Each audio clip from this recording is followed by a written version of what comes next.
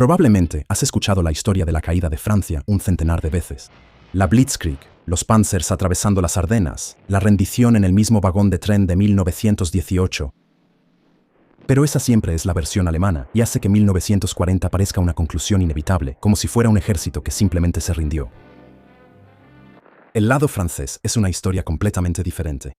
Se trata de soldados que lucharon con valentía y simplemente fueron rebasados, comandantes que recibían órdenes que ya eran obsoletas cuando llegaban, y un oficial que literalmente había escrito un libro prediciendo exactamente este tipo de guerra y fue ignorado por todos sus superiores.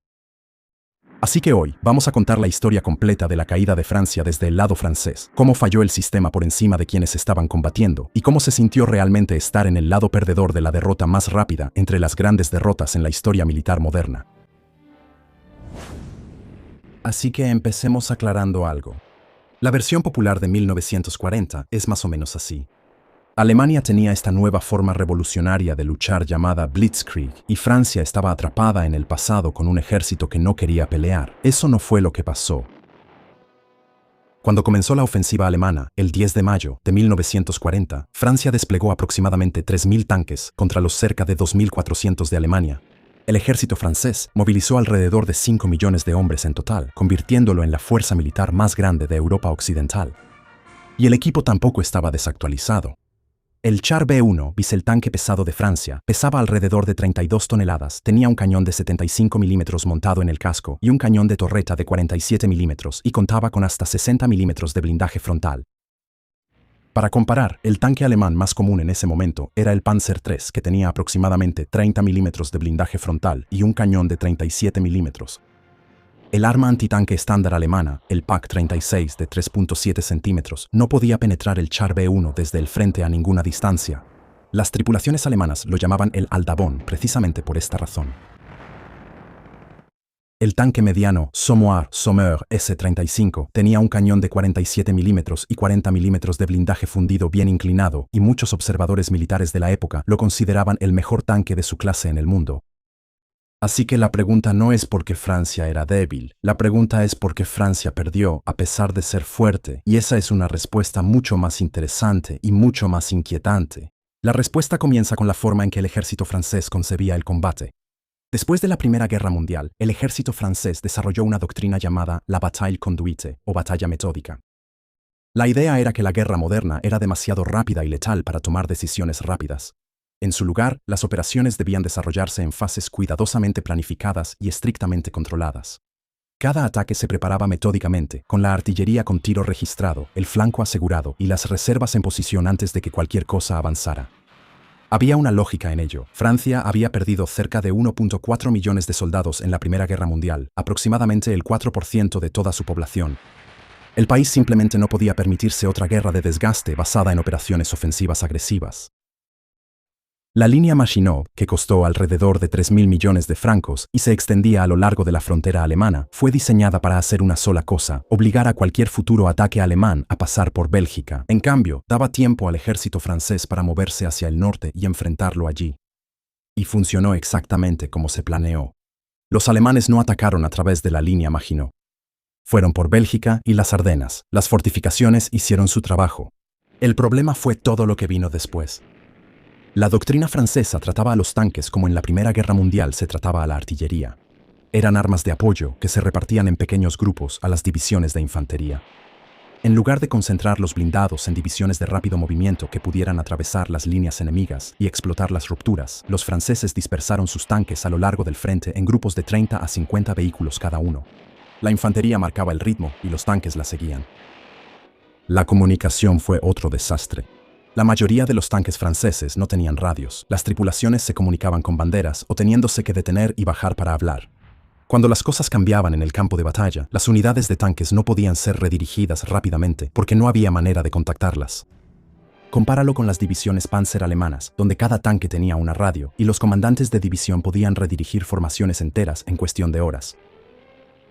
El ciclo de mando francés para una decisión importante tomaba aproximadamente 48 horas desde la observación hasta la orden. El ciclo alemán se medía en horas, a veces en minutos.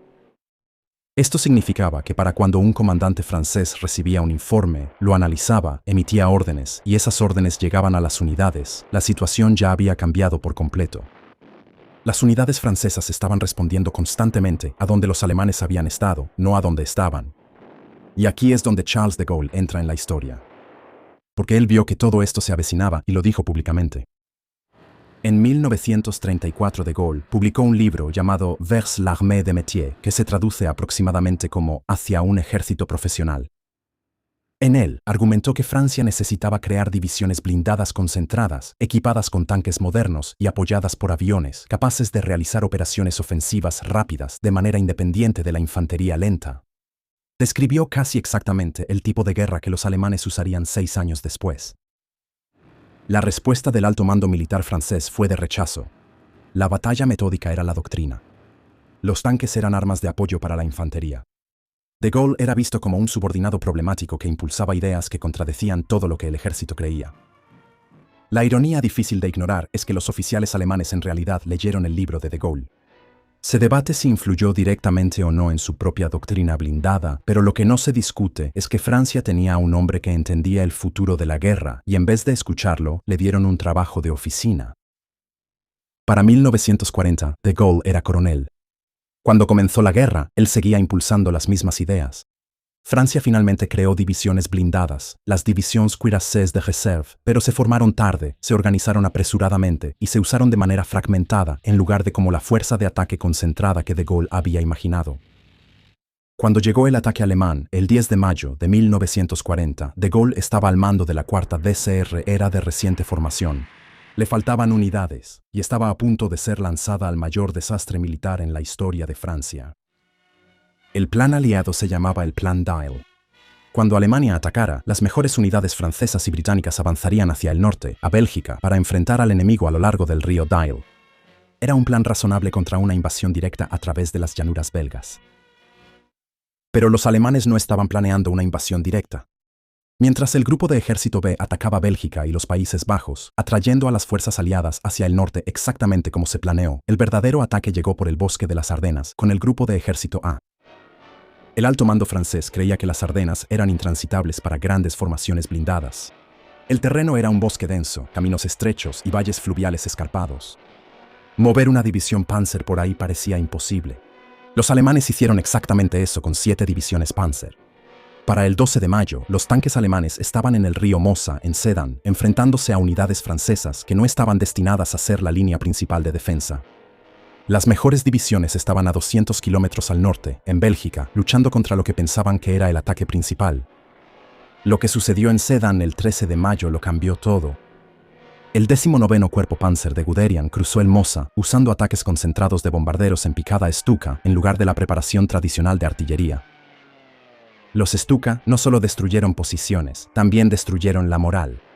Reservistas franceses de la 55ª División de Infantería, una división de reserva de la Serie B que nunca estuvo destinada a resistir un asalto importante, fueron sometidos a oleada tras oleada de ataques de bombarderos en picada durante horas. Las sirenas estridentes de los Stuka fueron diseñadas específicamente para crear pánico y funcionaron. Cuando la infantería alemana cruzó en botes de goma, partes de la línea francesa cedieron. Y una vez que los alemanes tenían una cabeza de puente, empezaron a cruzar blindados. La estructura de mando francesa, diseñada para operaciones metódicas, fase por fase, no pudo reaccionar lo suficientemente rápido. Se emitieron órdenes de contraataque, luego se cancelaron, luego se volvieron a emitir y después se retrasaron. Para cuando se comprometieron las reservas blindadas francesas, la cabeza de puente alemana ya era demasiado profunda para contenerla. Y aquí es donde la experiencia del soldado francés individual se convierte en algo de lo que no se habla en la versión estándar de la historia. Porque mientras el sistema colapsaba sobre ellos, miles de soldados franceses seguían luchando. El problema era que nada de lo que hacían importaba. Llegaban órdenes que decían a las unidades que mantuvieran posiciones que habían sido superadas horas antes. Los comandantes establecían líneas defensivas solo para enterarse de que los tanques alemanes ya estaban 30 kilómetros detrás de ellos. Las tripulaciones de tanques francesas que se enfrentaban a los panzers alemanes y ganaban sus combates individuales se retiraban para reabastecerse, solo para descubrir que los depósitos de suministros ya habían sido invadidos o abandonados. Las carreteras eran la peor parte. Millones de civiles franceses y belgas huían hacia el sur, atestando cada camino con carretas, autos y personas a pie. Los convoyes militares no podían avanzar. Los refuerzos no podían llegar al frente, y los Stukas ametrallaban las columnas de refugiados, que mezclaban el tráfico militar y civil en un enorme objetivo inmóvil. Los soldados franceses veían cómo mataban a los civiles en las mismas carreteras que ellos intentaban usar para llegar a sus propias posiciones. Los oficiales subalternos describieron haber recibido órdenes escritas que hacían referencia a posiciones en el mapa que los alemanes ya habían ocupado el día anterior. Un comandante de batallón recibía instrucciones para contraatacar un cruce de caminos que ahora estaba a 15 kilómetros detrás de la línea alemana. Para cuando informaba que la orden era imposible, su propia posición también ya había sido rebasada. Todo el sistema estaba luchando la guerra para la que se había preparado, y esa guerra ya no existía. Uno de los ejemplos más claros de soldados franceses luchando con valentía en una batalla que ya había sido decidida por encima de ellos es el pueblo de Stein, a unos 30 kilómetros al sur de Sedan. Stein estaba situado en una zona elevada con vista a la cabeza de puente alemana, y mantenerlo era importante porque podía amenazar el flanco sur de toda la ruptura alemana. Entre el 15 y el 17 de mayo, las fuerzas francesas y alemanas lucharon por este pueblo en algunos de los combates cuerpo a cuerpo más intensos de toda la campaña. El pueblo cambió de manos varias veces durante 3 días, con ambos bandos lanzando ataques y contraataques a través de las mismas calles y edificios una y otra vez. Y una acción en Stein se ha convertido en uno de los enfrentamientos individuales de tanques más notables de la guerra. El 16 de mayo se informa que un Char B-1 bis atravesó directamente el pueblo controlado por los alemanes. El cañón de casco de 75 milímetros y el cañón de torreta de 47 milímetros atacaron tanques alemanes, cañones antitanque y posiciones de infantería mientras el tanque avanzaba. Varios vehículos alemanes fueron destruidos. Cuando el tanque regresó a las líneas francesas, su tripulación contó aproximadamente 140 marcas de impacto en el blindaje. Ninguna había penetrado. Los proyectiles antitanque alemanes de 37 milímetros rebotaron en el blindaje frontal de 60 milímetros del Char B-1, exactamente como los ingenieros franceses lo habían diseñado. Pero Stein no importaba. La ruptura alemana en Sedan ya tenía 50 kilómetros de profundidad y seguía ampliándose. Los soldados franceses podían luchar y ganar enfrentamientos individuales, y eso no cambiaba nada porque la guerra se estaba perdiendo a nivel de gran estrategia y velocidad operativa, no a nivel de valor individual o potencia de fuego. El 17 de mayo, una semana después del inicio de la ofensiva alemana, el coronel de Gaulle recibió órdenes de atacar hacia la ciudad de Montcornet con su cuarta DCR. La división estaba incompleta, le faltaba parte de su infantería y artillería orgánicas. Se había formado tan recientemente que algunas unidades apenas habían entrenado juntas. Pero de Gaulle atacó de todos modos. El objetivo era amenazar el flanco del corredor de Panzers alemán que ahora avanzaba rápidamente hacia el Canal de la Mancha. De Gaulle avanzó con sus tanques y sus elementos de vanguardia llegaron a las afueras de Montcornet, interrumpiendo el tráfico de suministros alemán y causando verdadera alarma en la retaguardia alemana. Por unas horas, parecía exactamente el tipo de ofensiva blindada concentrada sobre la que de Gaulle había estado escribiendo durante 6 años. Luego llegaron los Stukas. Sin cobertura aérea y sin infantería para mantener el terreno que sus tanques habían tomado, de Gaulle se vio obligado a retirarse. Atacó de nuevo el 19 de mayo en Crécy-sur-Ser y una vez más en Abbeville del 28 al 30 de mayo. El ataque en Abbeville fue el más exitoso, haciendo retroceder a las fuerzas alemanas y capturando a varios cientos de prisioneros. De Gaulle fue ascendido a general de brigada el 1 de junio, convirtiéndose en el general más joven del ejército francés. Pero para ese momento, la campaña ya había terminado en todos los aspectos que importaban. Él tenía razón sobre la guerra blindada, sobre la concentración y sobre la velocidad, y la prueba de ello llegó demasiado tarde para cambiar algo. Mientras de Gaulle estaba luchando, el alto mando francés se estaba desintegrando. El general Gamelin, el comandante supremo, había instalado su cuartel general en el Château de Vincennes sin un transmisor de radio. Se comunicaba por mensajero en motocicleta y por teléfono. Cuando ocurrió la ruptura alemana en Sedan, a Gamelin le tomó más de 24 horas comprender la magnitud de lo que había pasado. El 19 de mayo, Gamelin fue reemplazado por el general Weygand, quien tenía 73 años y había sido llamado de regreso desde Siria.